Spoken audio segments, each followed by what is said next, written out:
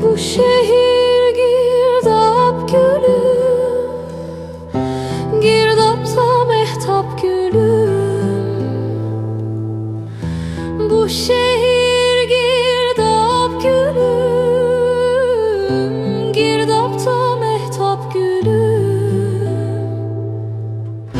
Fele dayandım gülüm, öldüm de uyandım gülüm, öldüm de uyandım gülüm. Öldüm də oyandım. Oktyabrın 11-də sənin ölüm xəbərin təksib olunanda Mematinin bu türküsünü xatırladım Elnur. Bütün dostların, hətta səni şəxsən tanımayanlar belə hamı inanırdı geri dönüşünə. Sən ki bunu bir dəfə bacarmışdın. 2009-da bir böyrəyini verib əcəli onkologiya mərkəzinin qapısından geri qaytarmışdın. Demə fələklə o razılaşmanın müddəti 12 il imiş. Bu dəfə rəhm etmədi əcəl sənə. Düz bir ay komada qaldın. Sanki Tanrının özü də səni dərgahına aparmağa tərəddüd edir, elə hey fikirləşirdi. Biz sənin qayıdışını gözləyirdik. Sən isə Ramiz Rövşənin yazdığı kimi etdin. Nə var Allahdan yuxarı, nə var qəbirdən aşağı. Ruhum dur, yığış, gedirik. Sən yuxarı, mən aşağı. Elnur Əşrəfoğlu'nun ölümü tanıyan, bilən, adını eşidən hər kəsi sarsıtdı. Azarkeş tamaşaçı onu çox sevirdi. İllər öncə idman telejurnalistikasında yeniliyi, inqilabı Virtoz Offside verilişi ilə Toğrul Bağırov və Sport Digestlə Elnur Əşrəfoğlu etmişdi. 25-26 il keçib, o vaxtın tamaşaçısı hələ də Elnurun yarı ciddi, yarı zarafat verilişini sevgi ilə xatırlayır. Mən belə bir qərara gəlmişəm ki, bugündən bu gözəl verilişdə, Sport Digest verilişində mən sənin dayın olum, sən də mənim dayım. Necə sözdür? Bax, bu verilişin də adını qoyaq, Sport Digest. Demək day da, oldu. Təbrik edirəm səni. Ya Allah. Bir daha bayram mübarək, əziz tamaşaçılar, bayramınız mübarək olsun. Mübarək olsun əziz tamaşaçılar. Sağ olun. Sport Digest Əşrəfoğlu'nun uğurlu televiziya karyerasının başlanğıcı idi. Tezliklə gənc şərhçinin səsi milli komandamızın və klubların beynəlxalq oyunlarından gəlməyə başladı. Çoxsaylı məğlubiyyətlərə baxmayaraq o zaman milli komandanı azarkeşlərə sevdirən, həm də Altay Əliyevlə Elnur Əşrəfoğlu'nun ürəkdən gələn emosional şərhləri idi. Bəlkə də teleidman şərhçiliyində bundan xoşbəxt hadisə ola bilməz ki, Azərbaycan-İtaliya görüşünü şərh edəsən. Amma var, Azərbaycan futbolçularının, milli komandamızın iştirakı ilə Avropa çempionatının final mərhələsinin bir görüşünü şərh etmək. Elnur Əşrəfoğlu televiziyada sıravi müxbir aparıcılıqdan rəhbərliyə qədər yüksəldi. Azərbaycanda ilk idman kanalının, İdman Azərbaycanının yaradıcılarından ilk baş redaktor oldu. Amma uğurunu həzm edə bilməyənlər də çox imiş. Həmişə ürək ağrısı ilə xatırlayırdı İdman Azərbaycanla vidalaşmağını. İnandığı, çörək verdiyi, əlindən tutduğu adamlar xəyanət etmiş, arxadan zərbə vurmuşlar Elnura. Mühasibatlıqdan televiziya rəhbərliyindən gətirilmiş, yaradıcılıqdan uzaq sədr Arif Alışanov ASTV-nin bir çox dəyərli simaları kimi Elnuru da küstürüb yola saldı televiziyadan. 2009-cu ildə ağır böyrək əməliyyatından sonra Neftçi klubunda, son illərdə isə Judo Federasiyasında çalışdı. Bu illərdə Sadıq Sadıqov mərdlik göstərdi. İşlə bağlı ən çətin məqamlarında məhz bu adam ona dəstək oldu. Elnur da federasiyada ona bəslənən etimadı lazımınca doğruldurdu. Bakıda keçirilən çoxsaylı beynəlxalq turnir və tədbirlərdə əsas təşkilatçı işini görənlərdən biri idi. Təsadüfi deyil ki, Beynəlxalq Judo Federasiyası öz rəsmi səhifəsində Elnurun ölümünə təsirli bir yazı həsr etdi və dostumuzun indiyədək eşitmədiyimiz bir ləqəbini də bu yazıda bildik. Mr. No Problem. Bakıdakı beynəlxalq yarışlarda xarici qonaqların xahiş və təkliflərini problem yoxdur deyib dərhal həll etdiyi üçün qazanılmış bu ləqəbi. Judo Federasiyasında hər nə qədər Mr. No Problem olsa da Elnur anadan gəlmə, ruhən televiziya adamı idi. Bilirsən Fatih, nə qədər uzağa getsən də mütləq həmən yerə qayıdacaqsan. Yəni sevdiyin o peşəyə qayıdacaqsan. Space-də və ATV-də qısa müddətli layihələr oldu. Ən böyük təşəkkür isə İTV rəhbərliyinə düşür. Bu yay keçirilən Avropa çempionatında ona şərhçi tribunası verdi. Səsi üçün darıxanlar nostalgiya yaşadı. Tanımayan gənc nəsil Elnur Əşrəfoğlu adlı gözəl bir şərhçinin olduğunu bildi.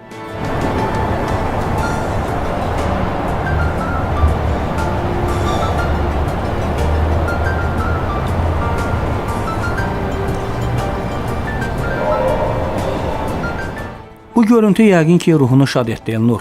53 saylı məktəbin arxasında, sənə doğma olan stadionda həftənin 2 günü çılğıncasına oynadığın, meydanda rəqib, kənarda dost olduğun Tariyel, Yaşar, Fikrət, Mahir, Kərim və digərləri xatirəni bir dəqiqəlik sükut və qara sarğı ilə andılar. Çox təəssüf ki, bu stadion bir daha sənin çılğınlığını görməyəcək, qol hayqırtını eşitməyəcək.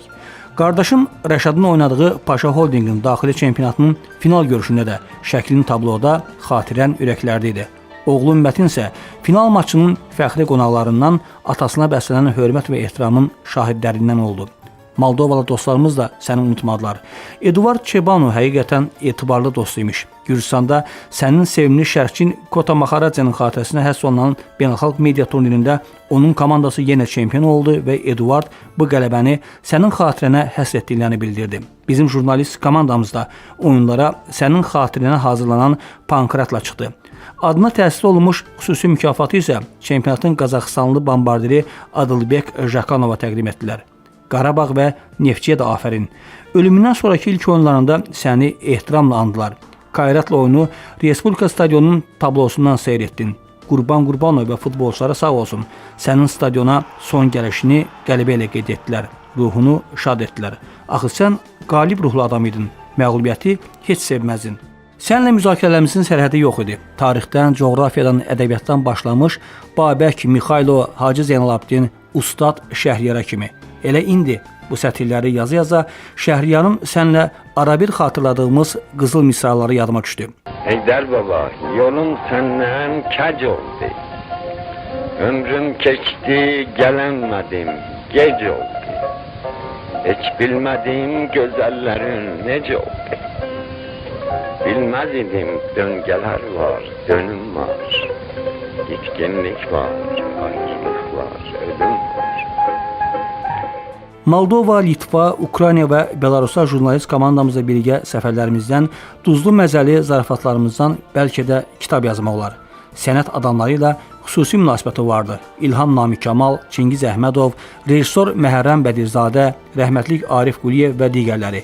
Yüksək yumor hissinə malik Elnur zarafat etməyi bacardığı üçün özünə qarşı olan zarafatları da qəbul edirdi.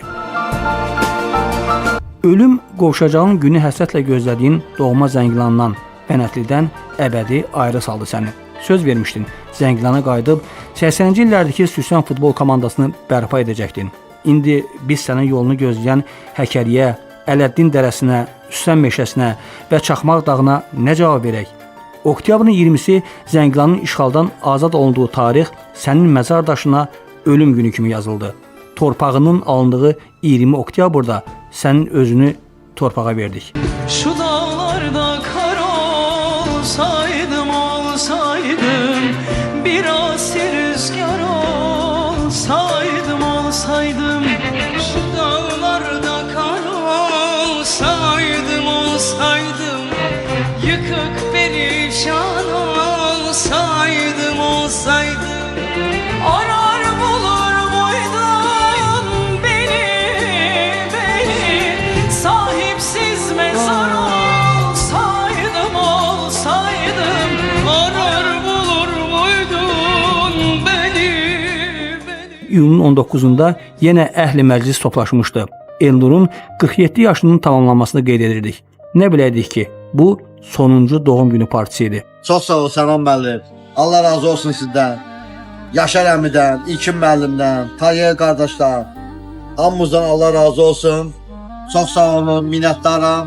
Bu görüntülər isə iyulda sevimli qızı Zöhrənin doğum günündə çəkilib. Happy birthday to you. Happy birthday to you.